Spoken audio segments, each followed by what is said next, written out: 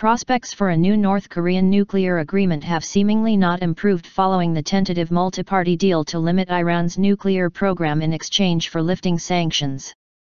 The agreement with Tehran is similar to past deals with Pyongyang that ultimately failed, and neither the US nor the Koreans seem motivated or interested in trying again. When asked for South Korea's reaction to the Iran nuclear agreement and how it might affect the current impasse about North Korea's nuclear program, Unification Ministry spokesman Lim Byung-chul said Seoul's position is firm. There is no change in their basic stance that North Korea's nuclear issue must be solved through a complete and verifiable approach, and in their view multilateral talks such as six-party talks are useful to resolve North Korea's nuclear issue. He urged North Korea to immediately return to six-party talks that include the two Koreas, the US, China, Japan, and Russia. Pyongyang walked out on these negotiations in 2009 after restarting its nuclear program and barring inspections.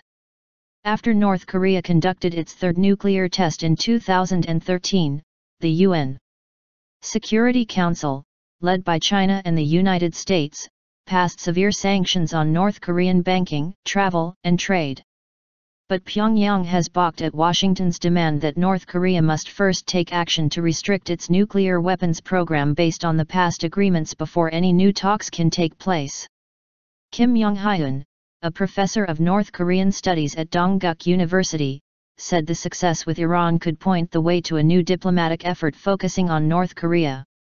He said the agreement can be a green light for both the United States and North Korea to actively try to solve the issue. Iran's nuclear framework is similar to ones entered into with Pyongyang in the past and is a likely blueprint for any future nuclear agreement on the Korean peninsula. Iran will agree to restrictions on its nuclear facilities, laboratories, mines, and mills, and to allow for inspections from the U.N.'s Atomic Agency. In return, US, UN, and European Union economic sanctions will be suspended. Professor Kim said the US and its allies can achieve the same results with North Korea if it takes the same less rigid approach. He said the overall approach to Iran's nuclear issue, including the reduction of uranium enrichment facilities and the process of resolving Iran's nuclear issue by June, has been flexible and gradual.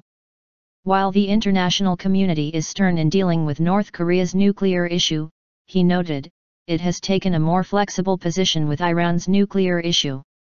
On the other hand, President Barack Obama is already being criticized by many Republican opponents in the U.S. Congress and in Israel for compromising too much to gain the agreement with Iran. George Perkovich with the Carnegie Endowment for International Peace said this type of agreement, which provides economic incentives to repressive regimes in exchange for complying with existing international treaties, is politically polarizing and controversial. The framework of a negotiation rather than one of a strict compliance frame rewards bad behavior, and that makes it very difficult for people here and elsewhere to support it, said Perkovich. Washington's diplomatic focus will likely remain on finalizing the framework agreement with Iran in the coming months. There is no indication the U.S. is ready to change its position on North Korea, especially since past agreements with Pyongyang have fallen apart and repeated missile launches and other provocative incidents continue to escalate tensions in the region.